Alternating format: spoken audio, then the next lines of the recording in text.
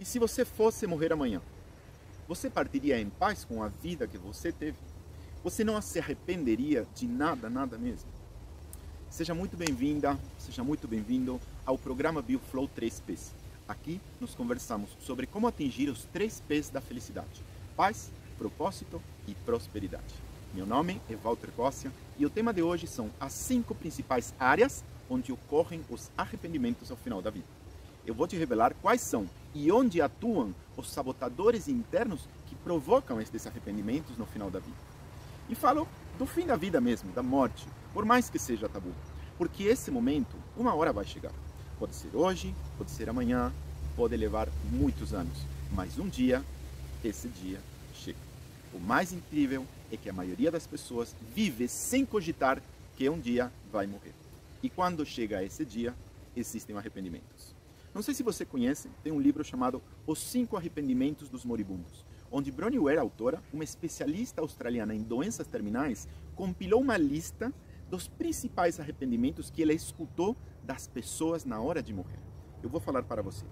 Gostaria de ter tido a coragem para fazer o que realmente queria e não o que os outros esperavam que eu fizesse. Queria não ter trabalhado tanto. Gostaria de ter tido coragem para expressar o que realmente sentia. Gostaria de ter tido mais contato com os meus amigos. Gostaria de ter sido mais feliz. Nesse livro, a Bronnie Ware, ela faz uma afirmação cheia de verdade. Um dia vamos morrer. E se for para nos arrependermos de algo, tratemos de solucionar agora. Por isso é tão bom o exercício de pensar no último dia da nossa vida. E como a gente gostaria de se sentir naquele momento. Agora, cuidado, eu não falo daquele exercício bastante conhecido de o que dirão de mim as pessoas no meu funeral, qual será o meu legado. Não, eu me refiro ao que nós pensaremos e sentiremos de nós mesmos esse dia. Quando visualizamos esse dia, muitos de nós veremos que não estamos dando hoje suficiente atenção a muitos aspectos importantes da nossa vida. Algumas perguntas que nós podemos fazer são: como seria para mim honrar a minha vida, de verdade? Como seria ter uma vida plena, da qual me orgulhe no final dela? O que eu gostaria de pensar e sentir sobre como vivi, quando eu estiver nesse último dia? O que ainda preciso realizar para sentir satisfação e que aproveitei minha vida e que eu posso ir em paz e feliz? Todas estas perguntas ajudam a priorizar e tomar as decisões mais certas para que nós possamos estar preparados para aquele último dia. Porque, como disse o músico americano Gerard Way, um dia a vida passará diante de teus olhos que nem um filme. Tenha certeza de que valerá a pena assistir. Se teremos muito para nos arrepender no final da vida, possivelmente seja porque durante essa vida fizemos coisas que sabotaram nossa felicidade. E não que tenhamos feito de propósito, claro que não, conscientemente, mas fizemos, está feito. E se bem não podemos mudar o passado, nós podemos olhar para ele e aprender dele, nos propondo a olhar para trás como se hoje fosse o último dia.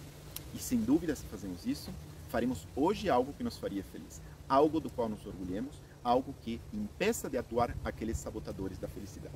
E para ajudar nesse processo, vamos ver agora quais são as principais áreas em que esses sabotadores podem interferir na nossa felicidade. A primeira das áreas em que os sabotadores inconscientes interferem na nossa felicidade é nos relacionamentos. Eles têm um papel fundamental, tanto no nosso crescimento como pessoas, quanto na nossa qualidade de vida. Tem um estudo muito profundo de um professor de Harvard que diz que as pessoas que têm relações cálidas e sólidas têm mais chance de êxito profissional, têm mais chance de boas entradas financeiras e boa saúde, e além do mais, muito bem-estar emocional.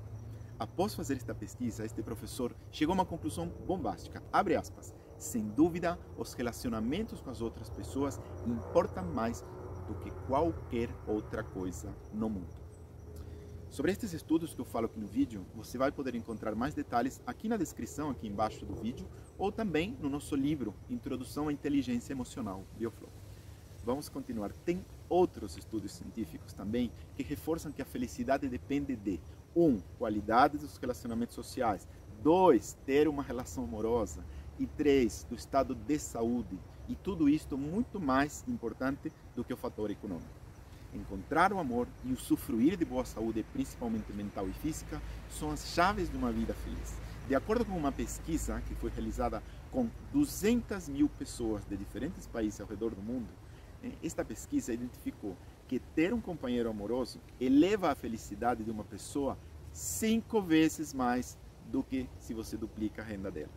Um dos autores desta pesquisa, Richard Laird, resume simplesmente assim: a evidência demonstra que o que mais influencia a nossa felicidade ou nossa tristeza são os nossos relacionamentos e nossa saúde. Todos necessitamos compartilhar nossa vida de alguma maneira com alguém, em todas as áreas da vida: amigos, família, trabalho, estudos. As relações sociais nos fazem sentir aceitos, valorizados e amados, e nos facilitam a adaptação ao entorno.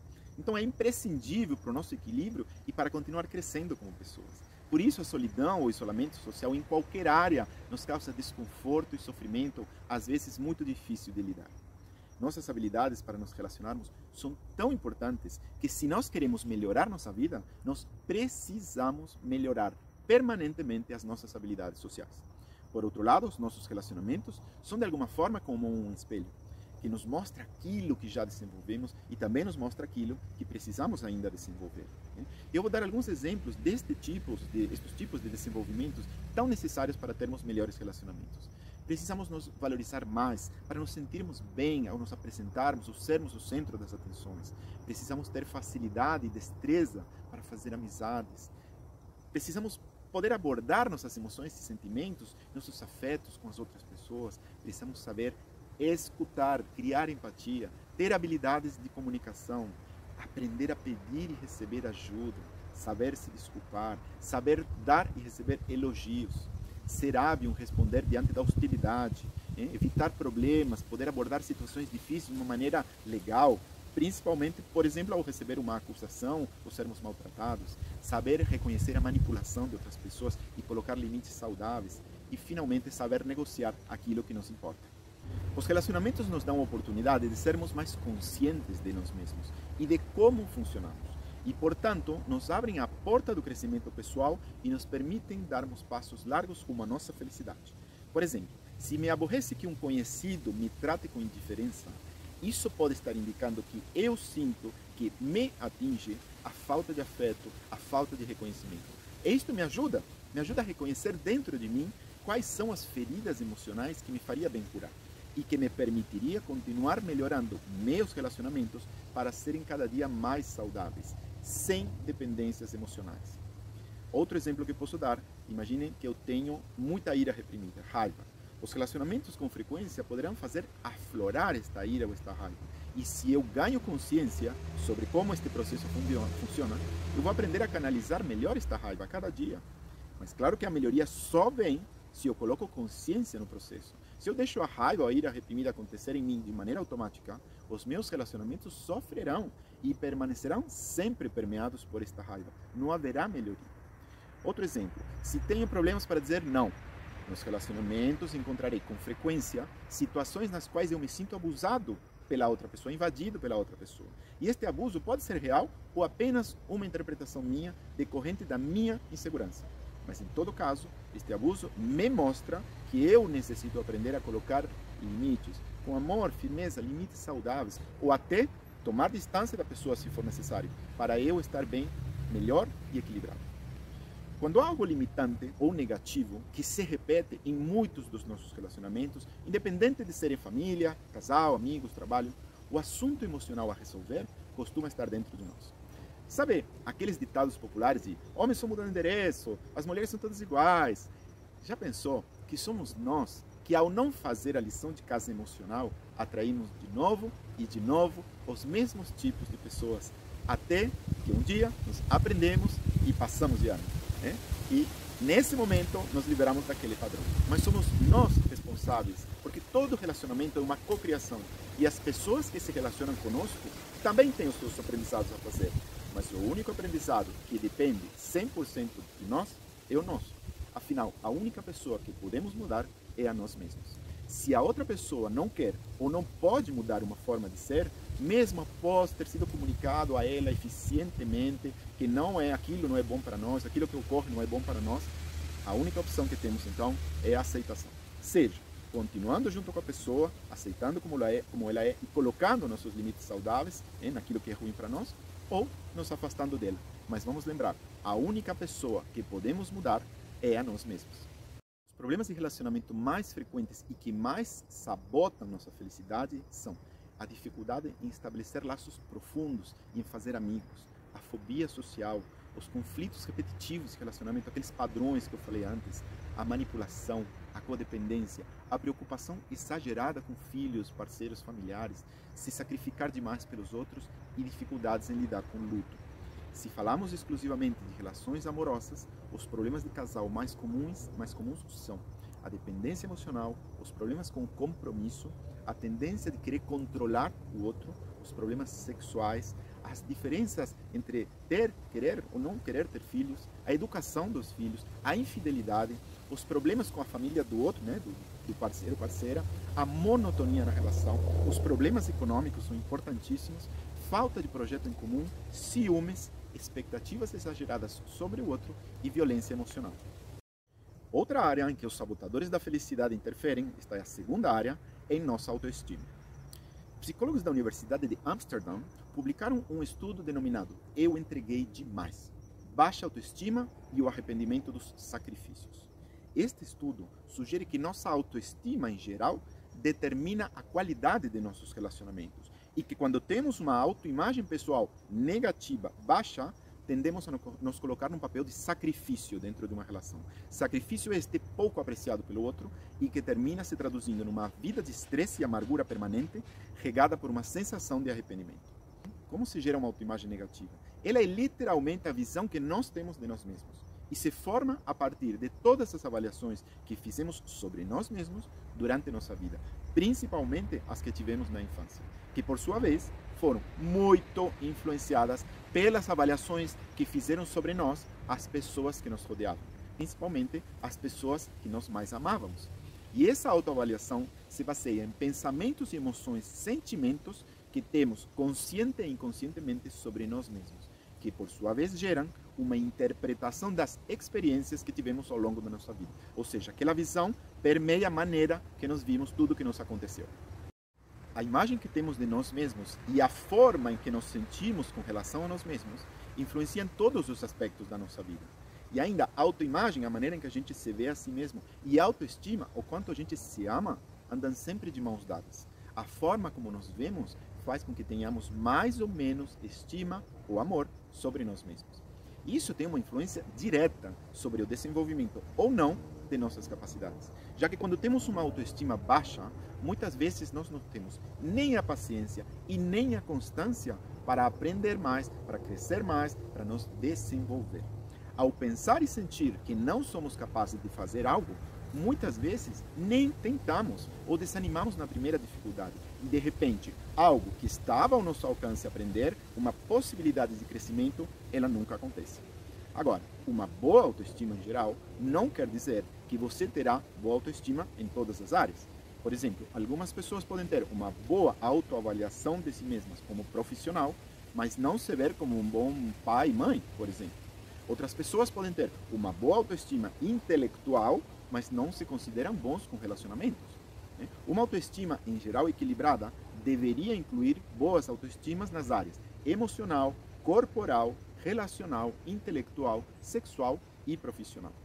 Mas o importante não é tentar atingir a perfeição, querendo ser ótimo em todas as autoestimas, até porque na prática isto é meio irreal, mas sim sermos conscientes de nossos pontos fortes e aceitando com humildade nossos pontos frágeis, desenvolvendo estratégias para lidar melhor com esses pontos frágeis e a cada dia melhorar sempre. Tudo isto tem muito a ver com chegar lá naquele dia da partida em paz. Então, se você quer ter essa paz, presta atenção nos problemas de autoestima mais comuns que podem estar te afetando agora mesmo. O primeiro é buscar a felicidade e a aprovação nos outros, não se aprovar a si mesmo. Comparar-se com as outras pessoas, em vez de olhar para o meu passo no meu ciclo evolutivo. Acreditar que não se tem valor ou que não se é suficiente. Acreditar que não pode alcançar as metas desejadas. Se sentir culpado sem razão. Se preocupar em excesso com o futuro. Falta de motivação e apatia vital. Ter medo do desconhecido. Medo excessivo de falar em público ou de ser o centro das atenções. Necessidade de atenção, timidez, dificuldade para colocar limites, indecisão, perfeccionismo, dificuldade em se aceitar como é, dificuldade em ver o lado positivo das coisas, complexos inconscientes e ainda acreditar no menosprezo dos outros. Então atenção, porque tudo o que acabei de falar agora pode nos fazer ir na contramão do que seria uma vida feliz. Uma vida que lá na frente, naquele dia, teríamos orgulho de ter vivido. E agora vamos para a terceira área de atuação dos sabotadores da felicidade, que é nos conflitos internos de gênero. Foi Jung que nos trouxe os conceitos de ânima e ânimos, que representam os arquétipos da feminilidade e da masculinidade. Para ele, o ânima se refere às imagens arquetípicas inconscientes do eterno feminino e o ânimos às imagens arquetípicas inconscientes do eterno masculino. Jung afirmava que começar a reconhecer estes arquétipos, quem sabe adormecidos dentro de nós, e permitir-nos entrar em contato com eles, nos encaminha ao encontro com nosso verdadeiro eu. Por nossa fisiologia, os homens em geral somos principalmente masculinos e as mulheres principalmente femininas, mas todos temos um lado masculino e outro feminino dentro de nós, independente da orientação sexual, afetiva e autopercepção. Para encontrarmos um equilíbrio interno bom para nós, comportamentos mais adequados e um alto grau de satisfação com a vida, nós precisamos poder usar as qualidades masculinas ou femininas cada vez que precisamos, dependendo da situação, aplicando o que seja melhor em cada momento. As qualidades que em geral se consideram mais masculinas em nossa sociedade ocidental são a força, o foco, o direcionamento, a ação, a proteção e a tendência a se mover mais com a razão, com a intelectualidade. E as qualidades consideradas mais femininas são a fluidez, a paciência, a criatividade, a intuição, a capacidade de estabelecer conexões, a percepção, flexibilidade, escuta, o cuidar e o se mover mais pela emoção. Por exemplo, é muito comum um homem que sempre foi, por exemplo, muito empreendedor, necessitar desenvolver mais as qualidades de escuta, paciência e amorosidade. Também é frequente que uma mulher, de repente muito suave e amorosa, precise desenvolver seu espírito de iniciativa e a sua capacidade de colocar limites claros. Isso não fará com que o homem e a mulher percam sua natureza, respectivamente masculina ou feminina, se for o caso, mas, ao contrário, se tornem mais completos, respectivamente, como homem e como mulher. Obviamente, estas são generalizações, pois cada pessoa tem uma mistura bem particular de qualidades masculinas e femininas já prontas e outras por desenvolver. Tudo é questão de equilíbrio e consciência. Na sociedade complexa em que vivemos hoje, acontece com frequência que desenvolvemos demasiado um lado, o masculino ou feminino, em detrimento do outro, independente do sexo. Por outro lado, esta relação feminino-masculino dentro de nós se reflete em como nos relacionamos com o mundo externo e com as pessoas. As qualidades femininas e masculinas reprimidas dentro de nós costumam se manifestar em sonhos ou fantasias através de imagens arquetípicas. Com frequência, isso faz com que projetemos em nosso parceiro, parceira ou as pessoas que nos rodeiam estes arquétipos inconscientes, o que pode causar um sentimento de desilusão, de frustração a respeito da pessoa real com quem estamos nos relacionando. Nosso lado masculino e feminino internos são altamente condicionados, respectivamente, pelo pai e pela mãe que tivemos na nossa infância. Por exemplo, se um homem teve uma mãe controladora, vai tender a se sentir desarmado com mulheres controladoras. Já se teve uma mãe submissa, tenderá a tomar a iniciativa e não escutar suficientemente as demandas das mulheres de sua vida. O mesmo pode acontecer com uma mulher que teve um pai, por exemplo, muito autoritário e que terá dificuldades para se afirmar e escolherá inconscientemente homens que tomem as decisões por ele. Uma das formas de equilibrar estas inconsistências é fazer um trabalho terapêutico que aborde as figuras de pai e de mãe e identifique como alguns inputs dados em nossa infância podem estar sabotando a nossa felicidade. A quarta área de atuação dos sabotadores inconscientes da felicidade é na má relação com o dinheiro. Todos já escutamos a expressão "o dinheiro não pode comprar a felicidade", outras parecidas, que apesar de muitas delas certas, também é certo que em nossa sociedade necessitamos de dinheiro para viver e para tudo o que nós merecemos para estar em plenitude, com todas as necessidades garantidas. E tem mesmo pessoas que, mesmo ganhando muito dinheiro, não conseguem sair dos seus problemas. Já outras conseguem ter realmente uma vida satisfatória e sem maiores preocupações com muito pouco dinheiro. Isso mostra a relação não tão proporcional entre dinheiro e felicidade. Por isso, para demonstrar isso, o economista Richard Lear assegura no livro dele de 2004 que 20 mil dólares brutos por ano é a quantidade que marca a fronteira da felicidade de uma pessoa nos Estados Unidos. Até esse valor, a felicidade vai aumentando proporcionalmente junto com o dinheiro que se ganha. Mas quando a pessoa passa desse valor, supera esse valor, o bem-estar não aumenta mais proporcionalmente junto com o aumento dos ganhos. Portanto, se a pessoa ganha mais, não necessariamente é mais feliz. Tem outro estudo mais recente, de 2010, publicado numa revista americana, que chega à mesma conclusão, mas define esse valor do limiar em 75 mil dólares anuais para que o aumento de renda comece a ter um efeito proporcionalmente menor. Ou seja, claramente pode haver uma diferença entre os públicos consultados, a metodologia utilizada nas pesquisas, mas nos dois estudos, a diferença de valor marca o mesmo conceito, que demonstra que a proporcionalidade entre a felicidade e o dinheiro que se ganha tem um limite claro. E que passado este limite, mais dinheiro não aumenta proporcionalmente a felicidade. E isso fica muito claro se pensarmos, por exemplo, na seguinte analogia. Quanto mais feliz será uma pessoa se em vez de ter um patrimônio de 1 bilhão de dólares, tivesse um patrimônio de 2 ou 5 bilhões de dólares? Claramente, o dinheiro faz diferença enquanto ele consegue nos ajudar a dispor de uma vida melhor de verdade, no aspecto concreto. Uma vez satisfeitas tanto as necessidades básicas quanto aquelas relevantes para nós, mesmo não sendo básicas, o excedente financeiro não vai garantir mais felicidade. De qualquer maneira, é muito importante conhecer quais são nossas emoções conscientes e inconscientes e nossas crenças com respeito ao dinheiro, porque são elas que, independente de quanto dinheiro tenhamos ou não, poderiam nos gerar bem-estar e satisfação, ou, ao contrário, poderiam nos gerar estresse. O padrão de crenças, emoções, conhecimentos, tradições, comportamentos e ensinamentos familiares aprendidos sobre o dinheiro é o que nós chamamos em BioFlow de roteiro financeiro pessoal. Este roteiro é aprendido sem que nos demos conta, sem que percebamos, durante a nossa infância, e dirige inconscientemente nosso pensamento e nosso comportamento financeiro.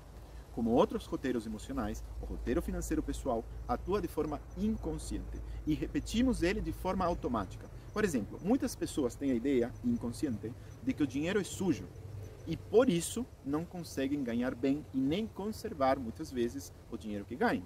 Outros têm um roteiro de adoração ao dinheiro, tipo tio Patinhas. E tenham ou não dinheiro, baseiam sua felicidade ou sua autovalorização no dinheiro e nas posses que têm.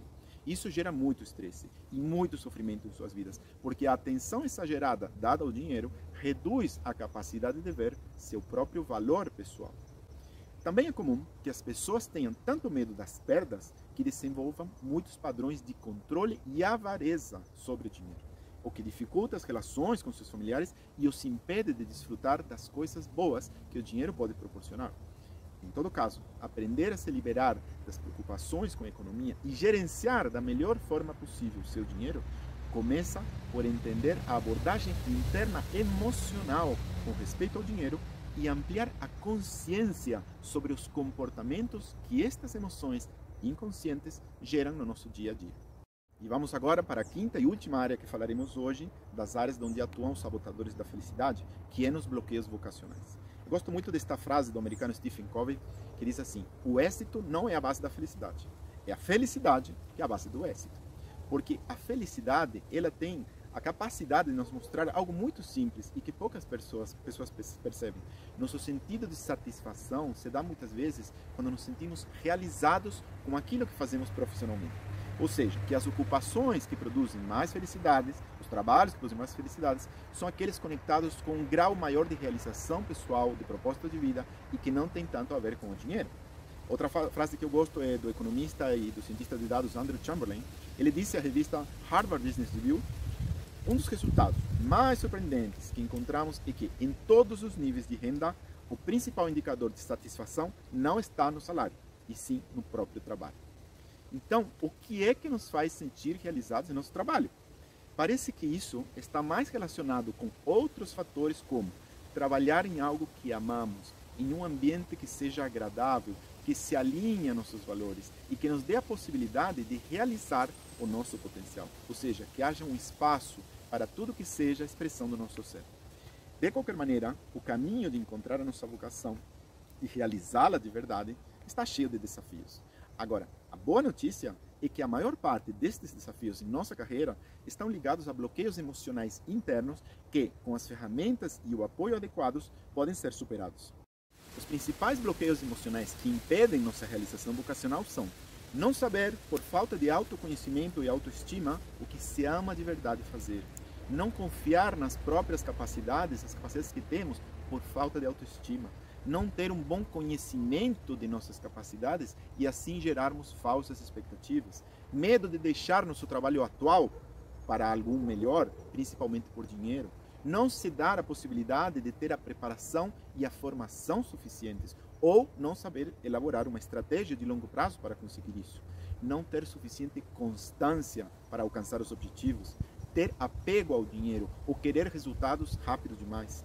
Ter medo de sair da zona de conforto ou habitualidade. Sofrer com autossabotagens inconscientes. Não saber se reinventar quando o que fazemos não dá mais resultados. Permanecer infeliz trabalhando na primeira carreira que seguimos, aquela que de repente nossos pais nos impuseram, né? Ou por questões financeiras. Pensar que somos velhos demais ou que é demasiado tarde para mudarmos de carreira profissional. Nos cursos BioFlow sobre propósito de vida, sempre ouvimos relatos, com respeito a este último ponto, de pessoas que dizem que já não estão na idade, que sentem que é tarde demais para fazer o que realmente gostariam. Mas na nossa experiência, essa sensação se apresenta como a expressão de um bloqueio emocional inconsciente, já que todos merecemos fazer o que gostamos, seja na idade que for. E a experiência que nós temos nesses mesmos cursos nos mostra que quando uma pessoa supera esses bloqueios, ela consegue realizar coisas que seriam consideradas incríveis para a sua idade. Nós temos inclusive um terapeuta que se formou conosco em BioFlow com mais de 90 anos. Resumindo, estas foram as 5 áreas onde atuam os maiores sabotadores da felicidade na vida adulta. E são gerados, nessas mesmas 5 áreas, os principais arrependimentos do final da vida. Hoje, agora, é o momento ideal em que deveríamos nos dedicar a lapidar nosso diamante pessoal, retirando tudo o que possa estar atrapalhando de concretizar o destino que todos nós sonhamos e merecemos, a autorrealização de ter uma vida plena. Volto novamente àquela frase do Gerard Way do início. Algum dia, tua vida passará diante dos teus olhos como um filme. Tenha certeza de que valerá a pena assistir. Então te convido. Que tal começar agora mesmo a viver uma vida que vale a pena ser vivida? Se você quiser saber mais sobre tudo isto, as informações sobre os estudos científicos que falei neste vídeo, você encontra na descrição do vídeo, mas aqui embaixo, e também no nosso livro, Introdução à Inteligência Emocional BioFlow. Nos vemos na próxima aula.